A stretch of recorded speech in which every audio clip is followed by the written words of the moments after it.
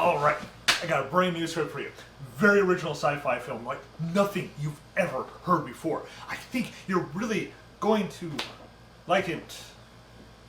So what's with the blank expression on your face on the laptop? I have recently returned from the hospital because of issues. And after having my tonsils forcefully removed from inside of my body, I cannot currently find the energy to make any other faces at this time. But, time is money, so I will continue to work by using this laptop to speak. Now tell me about your movie before the painkillers wear off and I start beating your head over and over with this laptop to make myself feel better.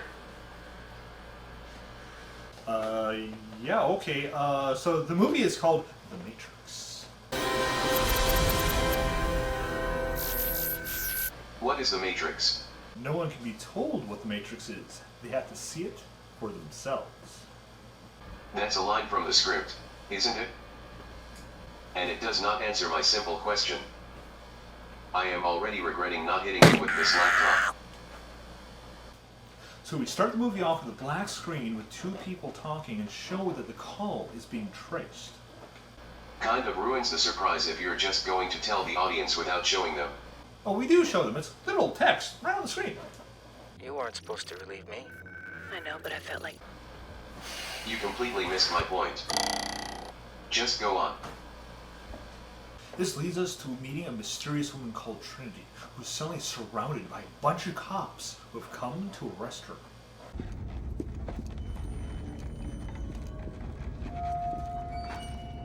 Why are they arresting her? We don't say. Instead, we show a bunch of guys in suits show up and berate the officer for sending his men in when he was specifically told not to. And the lead guy in the suit tells him they shouldn't even bother with his men because they are already dead. I sent 2 units. They're bringing her down now. No, Lieutenant, your men are already dead. Is this a zombie movie? I am now hoping this is a zombie movie. No, it's an action sci-fi film, and as we watch, Trinity takes out all the cops at one time, including dodging bullets and running on walls.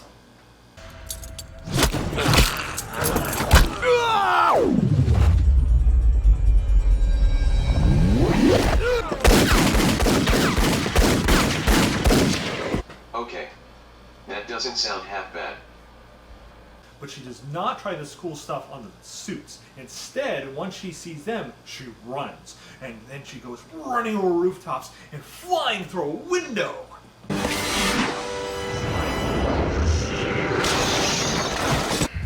So, she's a superhero. Not exactly. She gets up, Get up, Trinity. Just get up. Get up. and when it becomes apparent that she is trying to get to a ringing telephone, we see one of the suits has taken a truck and plans on ramming the telephone booth. That seems a bit excessive to stop someone from answering a phone. Not as excessive as Trinity actually running for the phone and picking it up as the truck rams into the booth.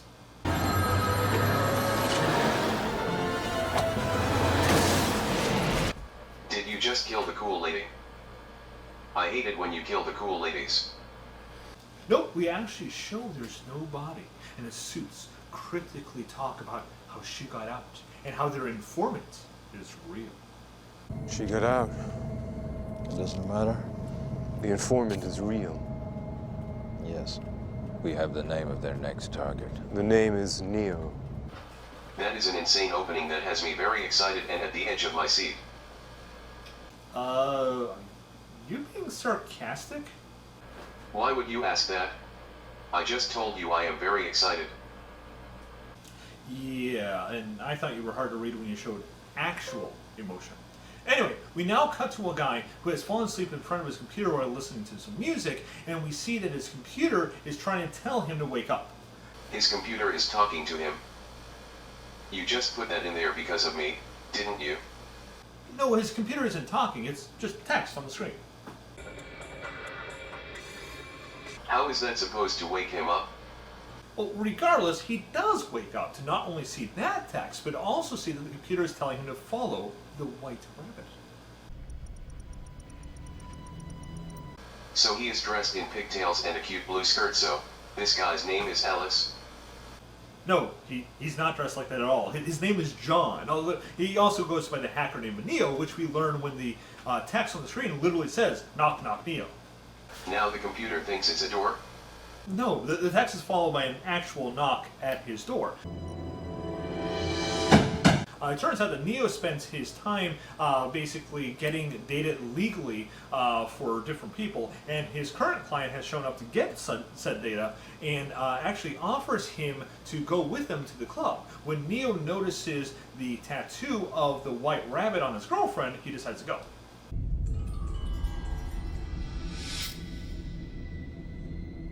Yeah. Sure. I'll go.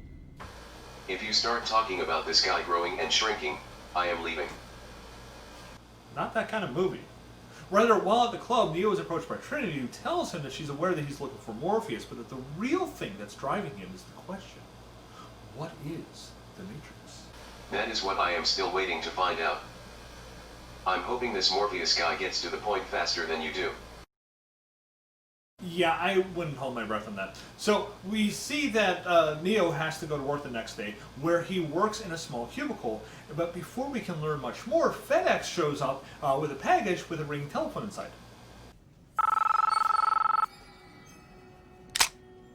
I don't think ordering a phone to be sent to you by FedEx is the quickest way to make a phone call. Trinity might have had the right idea with the payphone. Well, when Neo answers the phone, Morpheus is on the other line and tells him that agents have come to pick him up. He tells Neo that if he wants to meet up, he must follow his commands. And then he has him run around the cubicle like he was in a Metal Gear Solid game.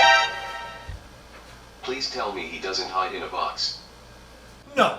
Instead, he actually chickens out when Morpheus tells him to go walk on a windowsill and use a scaffolding to climb up to the roof. Instead, he lets the agents capture him, where they reveal they know way too much about him, and that they are willing to wipe the slate clean, so to speak, as long as he helps them to track down Morpheus. Does he flip them off? Oh, yeah. How about I give you the finger? Then he demands his phone call, but the agents tell him that won't do him any good when he can't speak. This is when the skin around his mouth melts, covering up where his mouth used to be. What the hell? Why is everything a horror movie with you? It isn't! This is a sci-fi film! I don't believe you. Tell me, what do the agents do next? Well, they release this small creature with tentacles that go inside his belly button. Like I said, horror movie. This is why Cindy Lou Who is afraid to get near you. You are a sick person. No, it's fine. I don't like Dr. Seuss characters anyway. So he wakes up in his apartment and wonders if any of it actually even happened, thinking maybe it was all just a dream. How long does it take for him to learn that it all actually happened? About 5 minutes later, he's in a car going to meet Morpheus, and they have to take the creature out of his body using a tube and some electrodes. Jesus Christ, that thing's real! Like I said, sick. You should seek professional help. I tried that, it didn't help. But because he went through all that, we get to meet Morpheus, and he gets to ask him what the Matrix is. Let me guess, he doesn't tell him. Well, he says you can't be told, you have to be shown, so he gives him the choice. Take the blue pill and wake up the next day and just believe what you want, or take the red pill and he'll show him the truth. As way of a Alice in Wonderland quote. You take the blue pill. The story ends. You wake up in your bed and believe whatever you want to believe. You take the red pill. You stay in Wonderland. And I show you how deep the rabbit hole goes. So not only is this a horror film, but your main characters are drug addicts. Do you just hate people, or do you actually see nothing wrong with these things? I don't know what you're talking about. So Neo takes the red pill and is told that the pill is a tracking program, but he doesn't know what the hell they're talking about, because right now he's too busy watching as the mirror melts around his fingers. This can't be.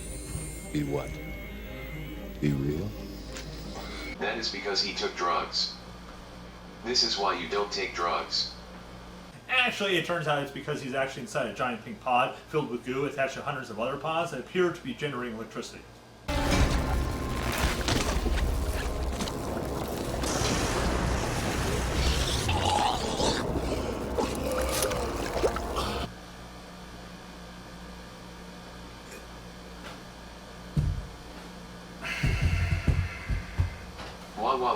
What?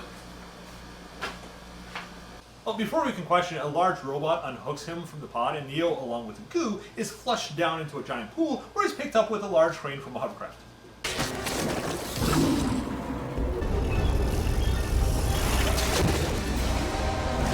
Just in case you missed it the first time.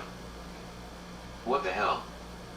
It's alright, it turns out that the hovercraft is being run by Morpheus, who welcomes Neo to the real world. The real world has hovercrafts, robots, a human version of the crane game and goo. Can we go back to the fake world? No. For you see, Morpheus explains that the fake world, the world that Neo thought was the real world, is in fact the Matrix. It's a computer simulation emulated in the 1990s when all the people in those pods are hooked up to the simulation with no clue that the Matrix isn't real. What? Why is everyone hooked up to this? Are you telling me to play video games in the future we will need to sit in pods of goo?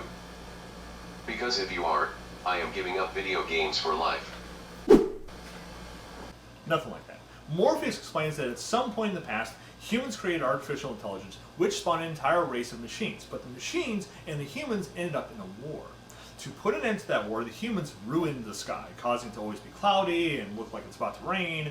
They did this because the machines were solar powered at the time. So, the machines decided to kidnap the humans and turn them into batteries. That's what the pods of goo are. In order to change a human being into this. You can never give me a script with a good guy trying to beat up criminals or a bunch of people trying to fight an alien monster. No, you have to give me pods of goo and humans being turned into double batteries to be able to power the Terminator. Please tell me you are done messing with my brain and that the rest of your script is going to be more simple and easy to understand. Yeah, I'm not promising that. In that case, remind me to have Wendy call my doctor and get me more pain pills. The unicorns are starting to fade with each word you speak. So, Neo has a hard time, coming to terms with all this, but Morpheus decides to ease his mind by telling him that there is a prophecy that states a man will be born inside the Matrix who will be able to control the Matrix and bring about the end of the war with the machines, and Morpheus is convinced that Neo is that person. I did what I did because I believe that search is over. So, no pressure. How was that supposed to ease his mind? I think taking a crowbar to his head would have done a better job of easing his mind than dropping a bullshit prophecy on him. Well, he doesn't get long to think about it because the next day he has to start his training, which of course we show in a training montage. Oh, joy of all joys. Training montages are the best. I love them so much. Now you're just scaring. I am being serious. So what do we show him training with? Running laps inside the hovercraft? Using futuristic machines to lift weights? Learning to fire a gun with a hologram? No, we show him sitting in a chair while they upload a bunch of programs into his brain.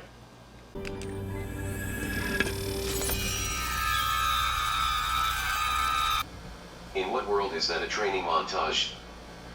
That is as exciting as watching me eat potato chips. Actually, that could be even more exciting if we put the right music to it. Anyway. But you see, in this future, they can simply upload info directly to your brain. So, something that would normally take you weeks, months, or even years to learn, you can learn in just a few seconds. So, we show him learning all sorts of martial arts. That still sounds boring. Well, Morpheus does decide to spar with him to see how much he's learned. Does that help? I know Kung Fu. Show me. A little. After Afterwards, they give him more training, and in one such training session, they explain that the agents from earlier are actually sentient programs that police the Matrix and try to prevent Morpheus and the others from waking more people up. So let me guess, they are the Dream Police and they are in your head? Make it sound dumb when you put it like that. I can't help it, I call them like I see them. So how does Neo stop the machines? Well, before he can even do that, he has to meet the Oracle and find out if he really is the one. So going to Miss Cleo will help him figure that out? What will you ask me? Well, yeah, but she acts more like a doctor than a psychic. I better have a look at you. Open your mouth, say ah. Ah.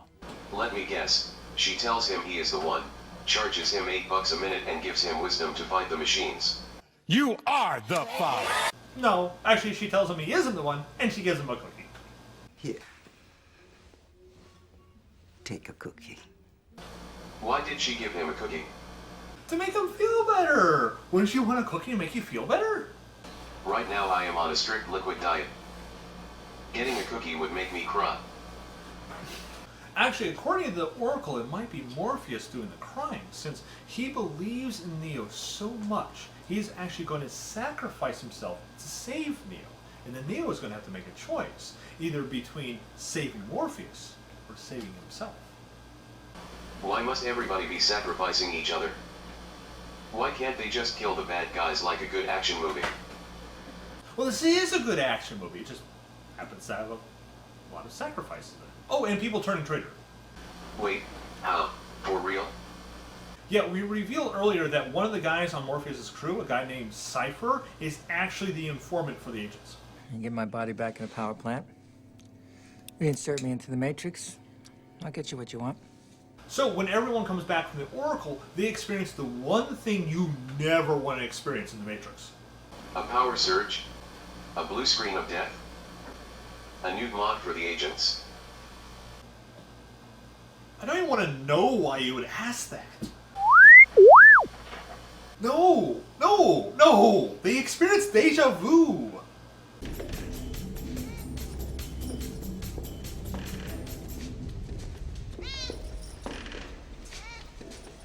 Oh, deja vu.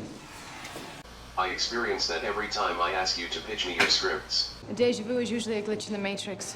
It happens when they change something. They have a tendency to have a lot of similar themes. I don't know what you're talking about. They quickly find that the building has changed and they are basically in a trap. And as they try to escape, one of the agents are about to grab Neo. So Morpheus sacrifices himself so that they're able to leave. It's an agent!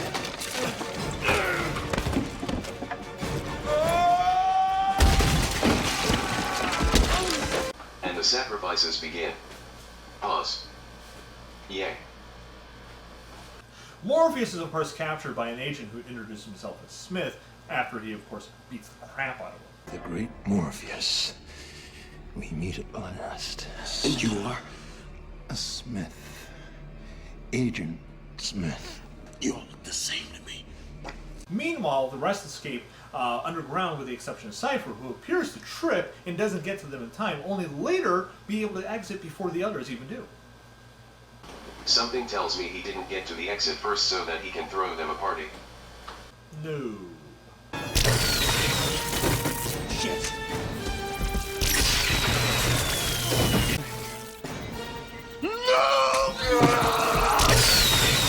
Instead, he reveals the truth to Trinity and reveals that the whole reason he's doing this is because he doesn't feel like leaving the Matrix is actual freedom, since now he's stuck as a foot soldier in a war that he wants nothing to do with. You call this free? All I do is what he tells me to do. If I gotta choose between that and the Matrix, I choose the Matrix. I hate to say this, but he does have a point. If Morpheus refuses to tell you what the Matrix is and insists on showing you, then he is in fact not telling them what they are actually signing up for. That may be true. But Cypher decides he's going to show them that the Matrix is more real than real world by killing off APOC and Switch, the two Resistance fighters that are with Trinity and Neo, right before their eyes. No! Not like this. I might agree with what he said earlier, but he is still an asshole. Agreed. He then goes to kill Neo to prove to Trinity that he isn't the one, saying that the universe would have to find some way to stop him if he is the one. I mean, if Neo's the one, then there'd have to be some kind of a miracle to stop me. Right? I mean, how can he be the one if he's dead? And that is when Tank reveals he is still alive and now has Cypher's gun, since he was nice enough to casually drop it right in front of him. Damn, that might just be enough to make him a believer. I would if Tank didn't fry his ass. Believe it or not, you piece of shit, you're still gonna burn. I would still cry more over the cookie. Like I said, he was an asshole. He had it coming. Tank gets Trinity and Neo out of the Matrix, and they start talking about whether or not they should kill Morpheus. Well, there has to be something that we can do. There is. We pull the plug. Why would they want to do that? Well, because the whole reason the agents captured Morpheus is because the captain of each hovercraft has access codes to the mainframe in Zion. What is a Zion? Oh, right, we mentioned it earlier, that Zion's the last human city, and if the machines get control of the mainframe, they would have control of the city. So getting the access codes to the mainframe is bad. Correct. So, they want to kill Morpheus before the machines basically hack his brain, but Neo stops him because he has a plan. Or at the very least, a belief. A belief is not a plan. It is not even a portion of a plan. So what is the first step in his belief? To get lots of guns. Okay. For not having a plan, he has a very solid step one. What do you need? Besides a miracle. Guns. Lots of guns. After that, he then walks into the lobby of the building where they're holding Morpheus, and with the help of Trinity, they have a crazy shootout inside the lobby against almost every security guard in the place.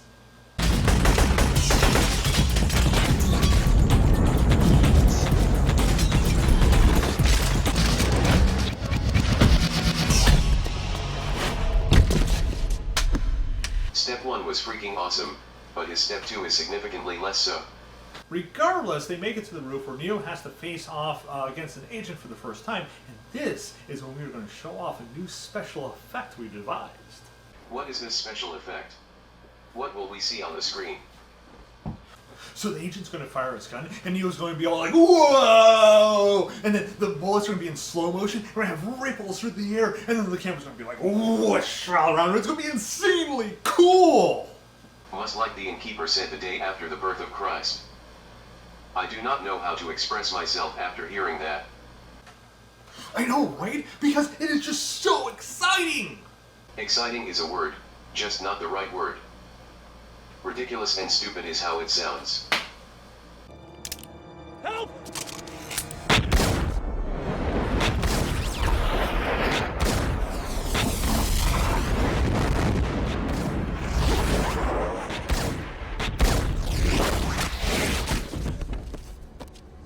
Regardless, Trinity is able to shoot the agent in the head before her and Neo get in a helicopter so they can fly down to the floor Morpheus is on and rescue him. How can they rescue him from the helicopter? Oh, that's easy. The helicopter has a minigun. No. But he is going to hit Morpheus. Nah, he just shoots him around him. Morpheus is fine.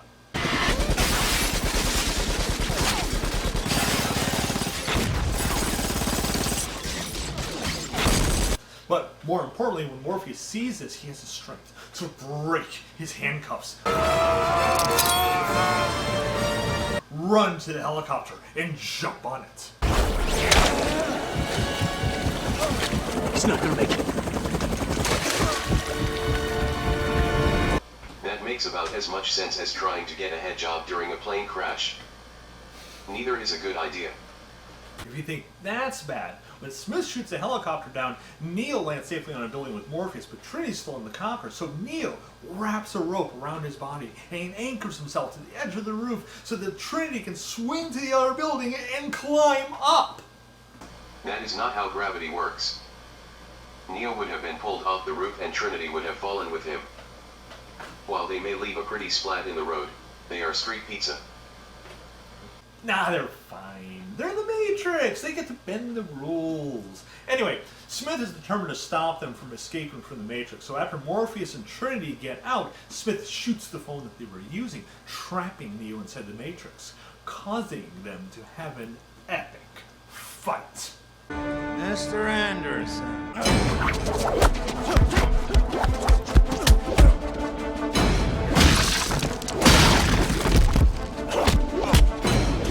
But the agents are programs, not real. How can Neo win? Well, he decides to try by hitting him with a train. And that works? Well, since the agents can just jump from one body into another that's still plugged in the Matrix, no, it doesn't work.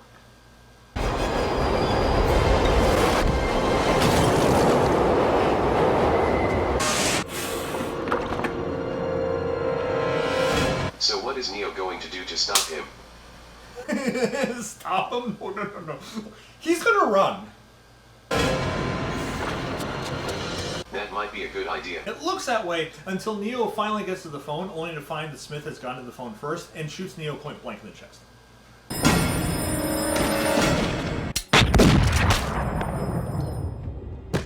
Wow. You are killing off the main character?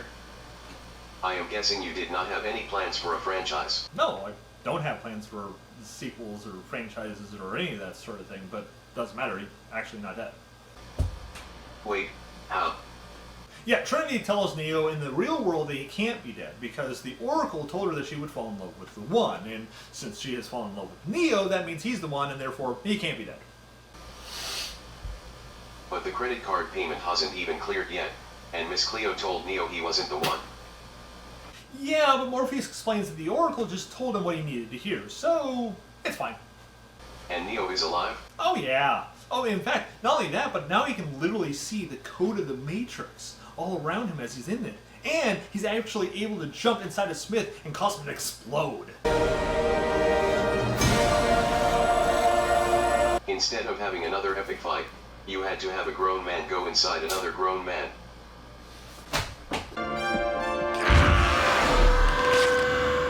That's not... You're making it... Is that where the movie ends? Oh, we end with Neo on a phone telling the machines that he's going to hang up and he's going to show the people the truth, and what happens afterwards is up to the machines. And then we show Neo flying away. That's the end. Pretty cool, right? Totally original.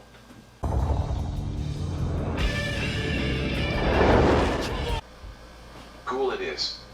Original, not as much. What? Oh, come on! You've never heard of a movie like this. Admit it! There are plenty of movies that question reality or reveal that the world is fake in some way. This is a new take on it, but it is not as original as you are making it out to be.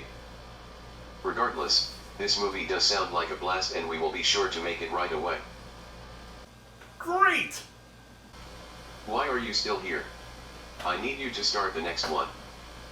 The next what? The sequel to this movie, Dumbass. What sequel? That's it! I already told you, I wasn't planning on a sequel on a franchise on any of that garbage. I can smell the money dripping off of the script like peppered gravy of a biscuit. Just in case I am right, I need a script for a sequel, and an order of biscuits and gravy. Oh, fine! Now if you will excuse me, I have heard they are making a sequel to War Games and I am betting with this laptop I am going to be a shoe-in for landing the role of narrator. Papa papa papa papa hum ma ma papa hum ma ma papa hum ma ma ma papa hum ma ma